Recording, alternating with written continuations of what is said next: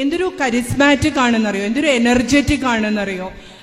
അങ്ങനെ ആ പ്രസംഗം കേൾക്കാൻ നിന്നതൊക്കെ ഞാൻ ഇപ്പോഴും വളരെ എന്താ പറയുക, എനിക്ക് വീണ്ടും ആഗ്രഹമാണ്. എപ്പോഴും ഞാൻ ഇപ്പോൾ കോഴിക്കോടൊക്കെ സ്വരാജ് വരികയാണെങ്കിൽ ഞാൻ പോവാറുണ്ട് പ്രസംഗം കേൾക്കാനായിട്ട്.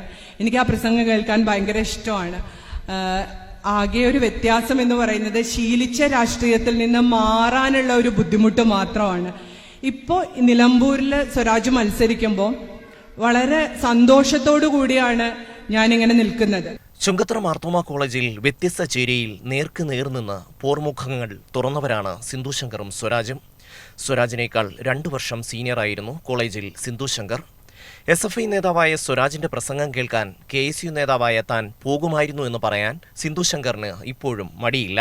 ഞങ്ങൾ അതുവരെ കണ്ട രാഷ്ട്രീയമല്ല, ഞങ്ങളുടെ രാഷ്ട്രീയം ഞങ്ങൾ സ്വരാജിനനുസരിച്ച് അപ്ഗ്രേഡ് ചെയ്യുകയാണ് ചെയ്തതെന്ന് വേണമെങ്കിൽ പറയാം. അതായത് ഒരു ഇലക്ഷൻ ജയിക്കാനുള്ളൊരു രാഷ്ട്രീയത്തിനെ ഇത്രയും അറിവും കഴിവുമുള്ളൊരു വ്യക്തിയുടെ നിലവാരത്തിലേക്ക് ഉയർത്താൻ വേണ്ടിയിട്ട് ഞങ്ങൾ ഓരോരുത്തരും ശ്രമിച്ചു എന്ന് വേണമെങ്കിൽ പറയുന്നതായിരിക്കും കൂടുതൽ ശരി. സ്വരാജ് രാഷ്ട്രീയത്തിൽ വലിയ ഉയരങ്ങളിലെത്തുമെന്ന് അന്നേ പ്രതീക്ഷിച്ചിരുന്നുവെന്ന് സിന്ധു ശങ്കർ പറയുന്നു.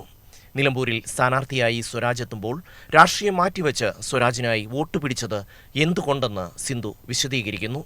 സ്വരാജ് എന്ന് പറയുന്നത് ഒരു നമുക്ക് അന്തസ്സോടുകൂടി വോട്ട് അഭ്യർത്ഥിക്കാൻ വരെ പറ്റുന്ന ഒരു തരം വ്യക്തിത്വമാണ്.